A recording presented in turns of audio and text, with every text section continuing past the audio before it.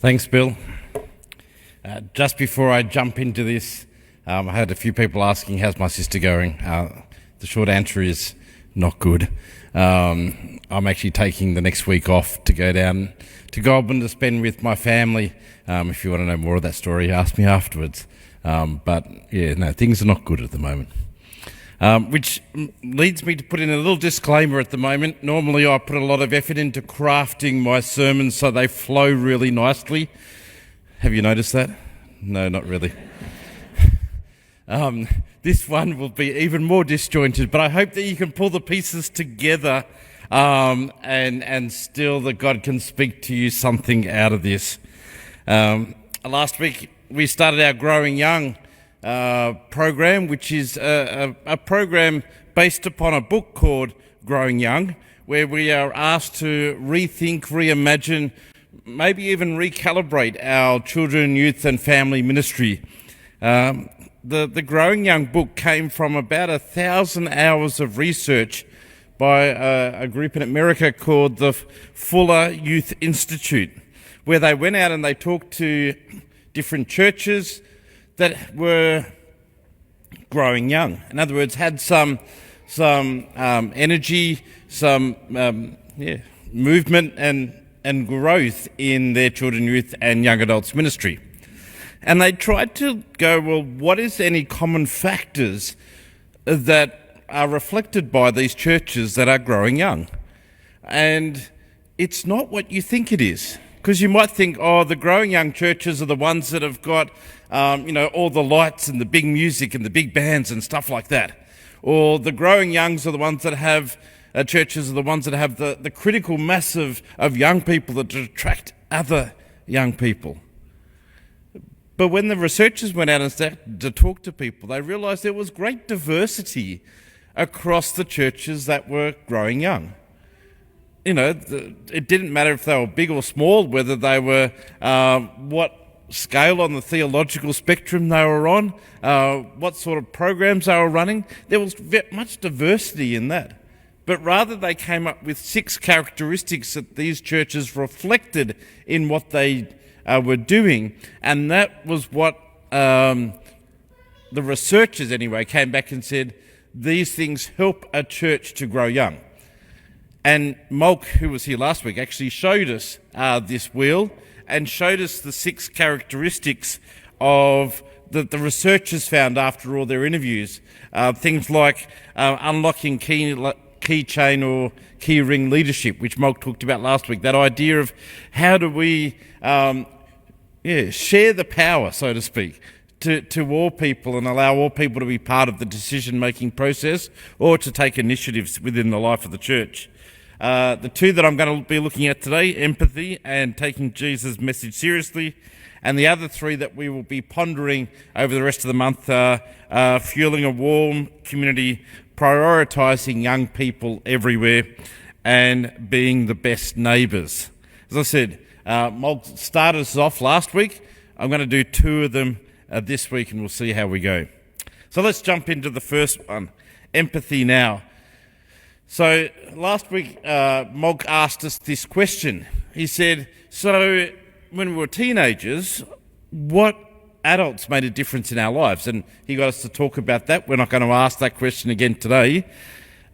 But if I was going to push that a little bit further, I would say, what were they doing? What was it about that person that made the impact for you?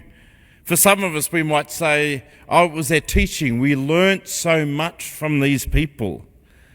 Others might say they took an interest in us. They opened doors, gave us opportunities. But I wonder how many of us would also add,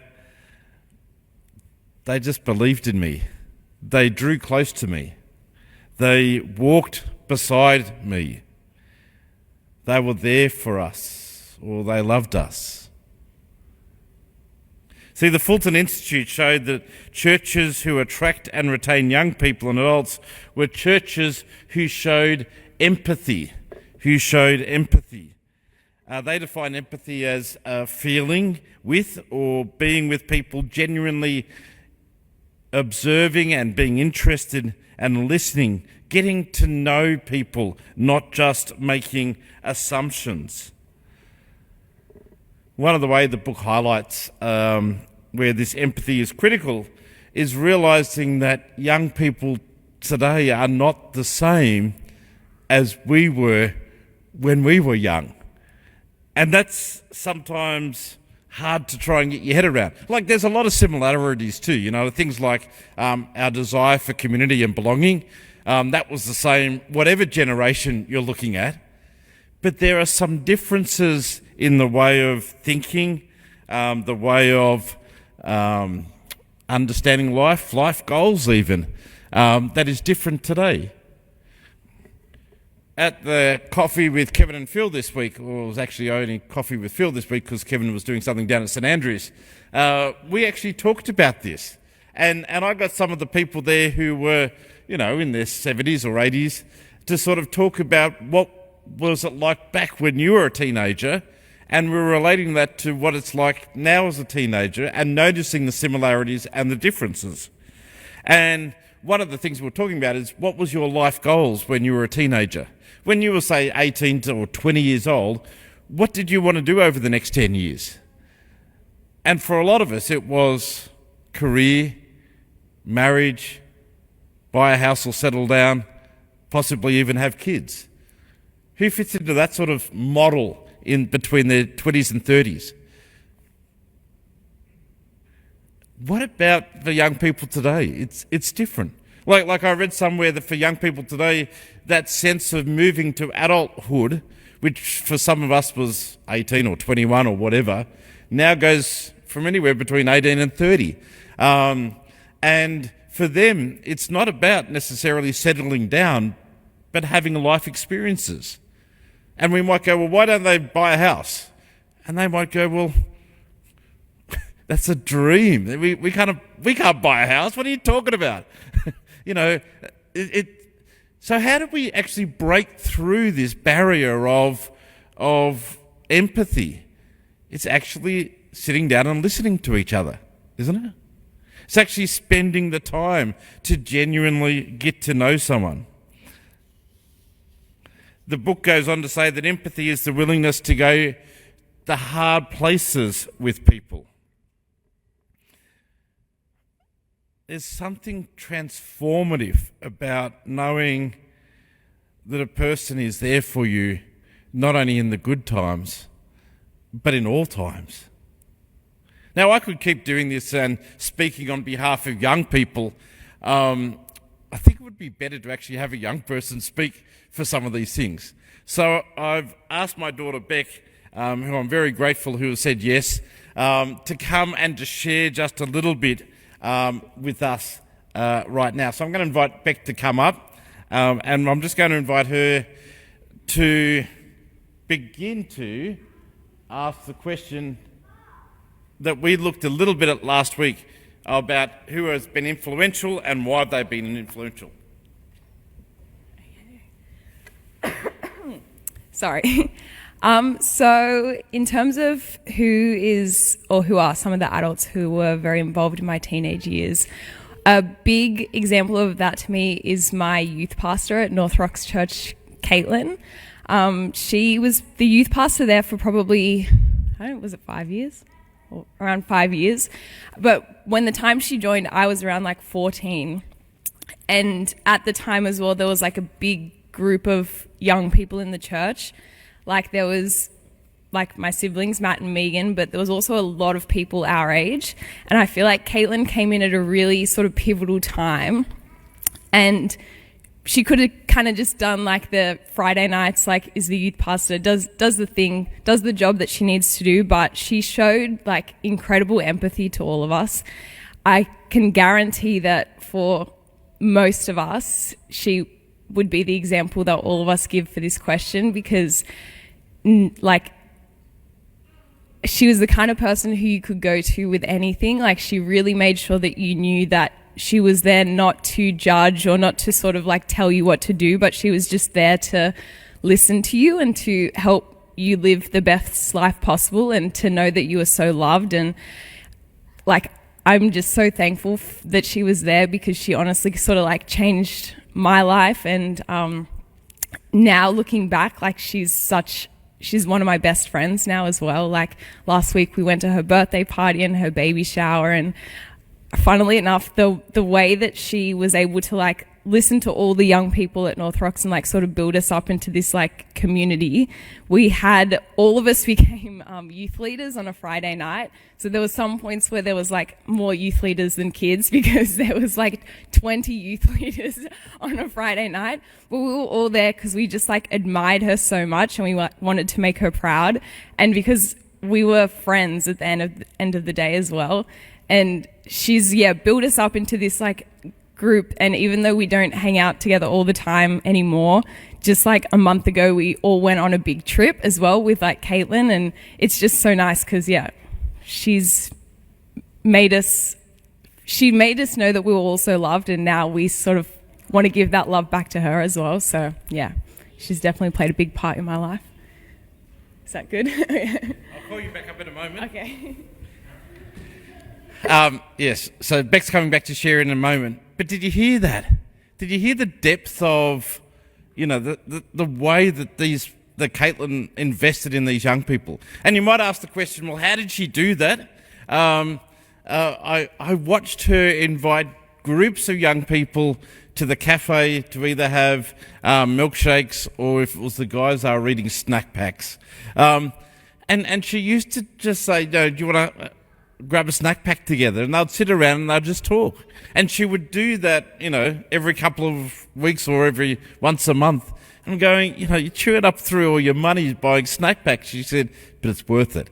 And to see somebody, 5-6 years later, they'll drop anything and do it for Caitlin, is because of that depth of investment and care that she showed and continues to show. And I'm wondering, well, what does this mean for us as a church? How do we show other people that we are there for them, that we are willing to walk beside them, or just sit down and have a milkshake with them or a coffee with them and listen? One of the things that I was really impressed that Caitlin used to do, I assume she still does, was not rush to the answers. If a young person threw up a question, it's very easy for us to go, I know the answer for that. Let me tell you. But she wouldn't rush to it, but rather allow people just to have that conversation, to share what they were thinking. On Wednesday, the 30th of August, that event that's already been mentioned in the announcements, that dessert evening, we're hoping is going to be an opportunity. There's not many agendas on that night, but one of the things we hope for is that we will have an opportunity to sit with people right across the age spectrum and just to talk and to listen to them and to hear from them and to find out, yes, they don't eat that much avocado and toast. That's not why they're not buying the houses, but hear where they're coming from. As I said, normally I'd have a nice segue to the next point here. I don't. So I'm just going to jump straight to the next point, which is the next wheel in that growing young, which is churches who attract and retain young people, young adults, are those who take the message of Jesus seriously. And this is where we tie a little bit in with our Bible reading for today. There's been, through their research, they kept on noticing there's been a shift in the way that young people and young adults talk about the gospel, which is different to maybe my generation and certainly different to the generation that came before me. Like one girl, the interviewer asked the question, how well does your church help people to know and understand the gospel or good news of Christianity? And the girl responded, Christianity or Jesus, because they're two different things. And it was just a really interesting comment that sometimes we go, well, they're not different. Christianity is people who follow Jesus. But in her mind, Christianity was a set of beliefs. Jesus is a person who she followed. It seems to be this shift that we're talking about, especially what the research showed, is that churches who attract and retain young people speak less about abstract theological beliefs and more about the person and the work of Jesus. They attracted to churches who talk less about heaven and more about that Jesus invites us to a new way of living right here and right now. When it comes to salvation, young people are less interested in what they're being saved from, but more interested in what they are being saved for. Do you get that? I found that a really powerful line out of the book. It goes on to say it's less about getting people in the door, it's more about making sure that we are moving in the same direction as Jesus. And lastly, they want to see that we are serious about what we say. If Jesus is saying this is the way to live, they want to see a church who is serious about living that out in their words, but particularly in their actions. They see that the way of Jesus can be transformative, and they feel that the way of Jesus calls us to participate in transforming our communities, transforming ourselves, and transforming the world, making a difference in the world around us. In short, young people seem to take the message of Jesus seriously, are looking for a church or a community which also takes the message of Jesus seriously too. Once again, I think that a young person can say this better than I can. So I'm going to invite Beck to come up for a second time. And I'm going to ask her, when it comes to her faith, what is she passionate about in her faith? And what does it mean in the Bible reading to say, pick up your cross and follow Jesus? So for this one, I kind of have an example as well of how an adult has sort of given me the space to find out sort of how I can show my faith and sort of like led the way. So it kind of goes back as well to when I was at North Rocks. There were these two people who ran like the Sunday school there every couple of weeks, Warren and Judy, and they sort of they were very big on social justice and very big on doing rather than saying.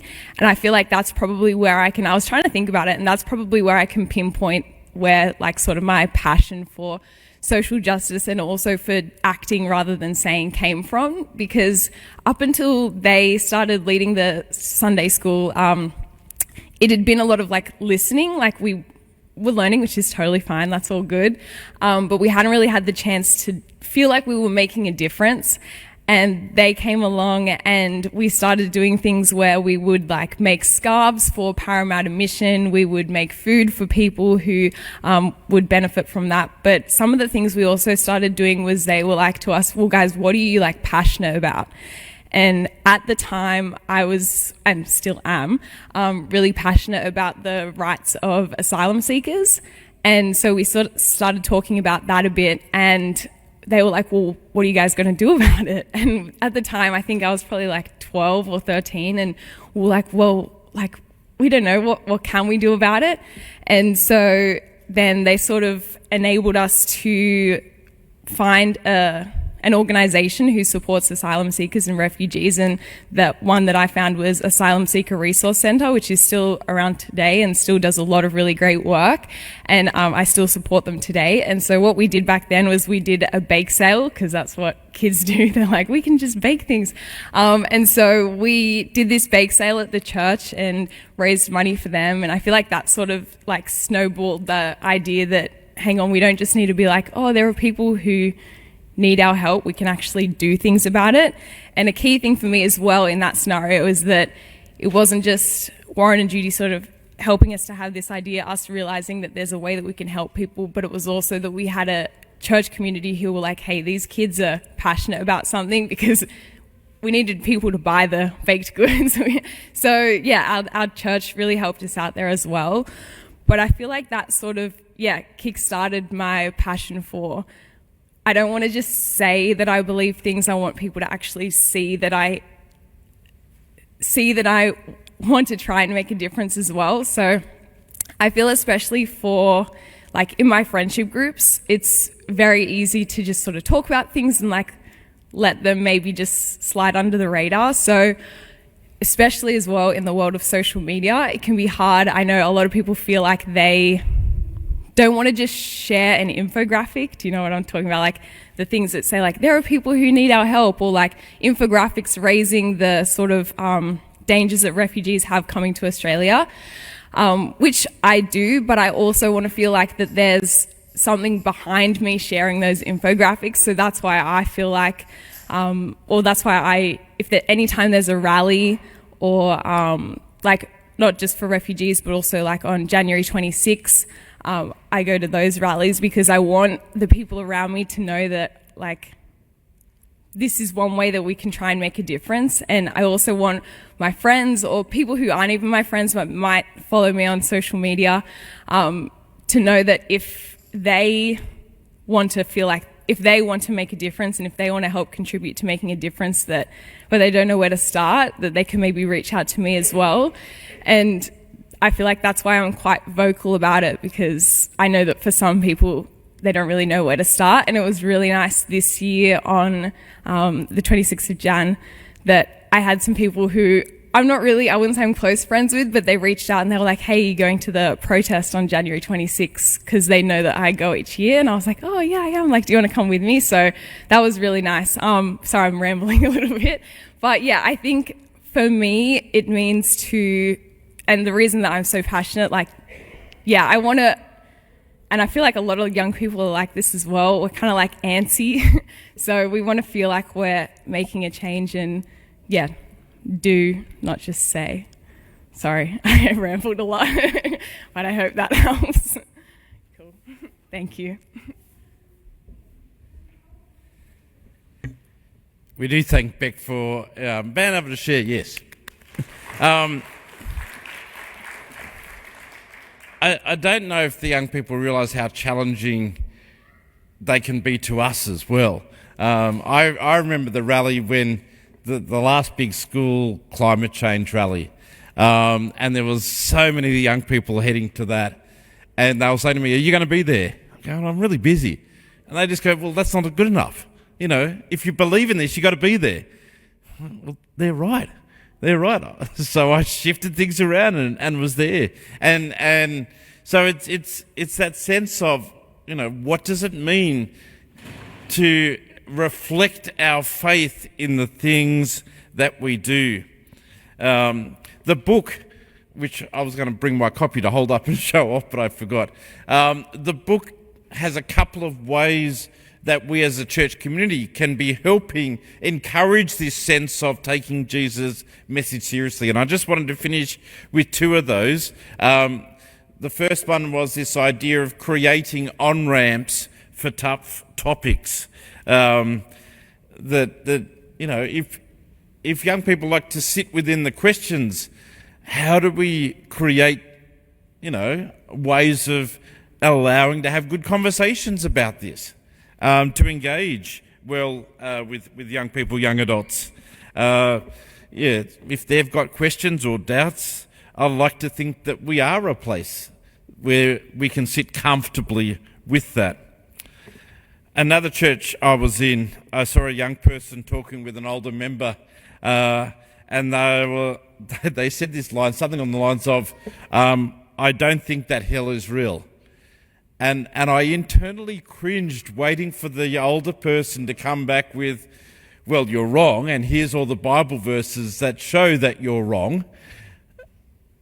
And then I was just blown away when the older person said to the young person, tell me how you got to that. You know, what's your thinking on that? And invited them into a conversation. And I was just going, that's what we need to do, isn't it? Not necessarily be quick with our answer, but first invite the conversation. I'm sure that later in the conversation, the older person did probably share what they thought too, but it was that invitation first to say, why do you think that? That's important. So how does our community, you know, have those conversations, linking back into the first one about empathy? And the second challenging point was this idea of how do we not only have a faith, express our faith in words, nail down what we believe, but how do we as a community reflect that in the things that we do? How do we set an example of living out our faith, what it means to follow Jesus? As I said, it's a challenging idea. If young people are looking for church that take the message of Jesus seriously, they're not just talking about they look at our words. They're looking for a church who takes the message of Jesus seriously and reflects that in what we do. So what does it mean for us when they say, who is Jesus? When Jesus says, who do I say that I am? Who do they say that I am? What is our answer?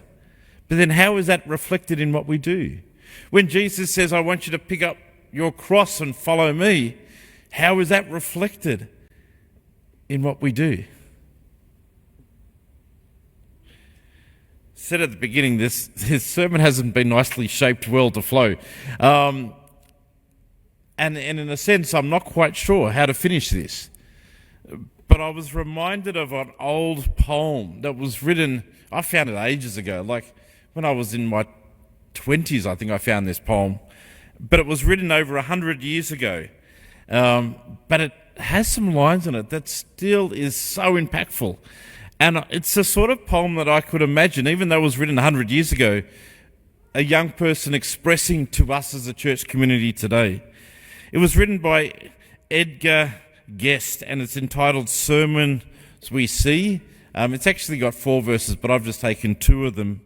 And I'm just going to invite us as we listen to this poem to finish with, to reflect upon what does it mean for us to take Jesus' message seriously. And what does it mean for us then to reflect that in all that we do? And once again, to hear another young adult's voice, I've invited Max to come and to read this poem for us.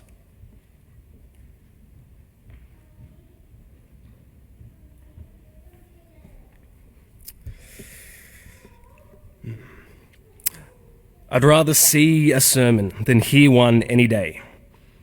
I'd rather one should walk with me than merely tell the way.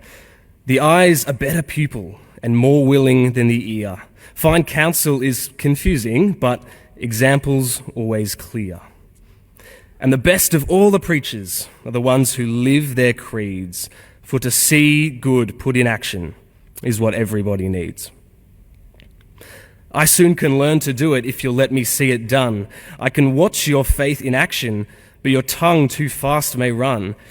And the lecture you deliver may be very wise and true, but I'd rather get my lessons by observing what you do. For I might misunderstand you and the high advice you give, but there's no misunderstanding how you act and how you live.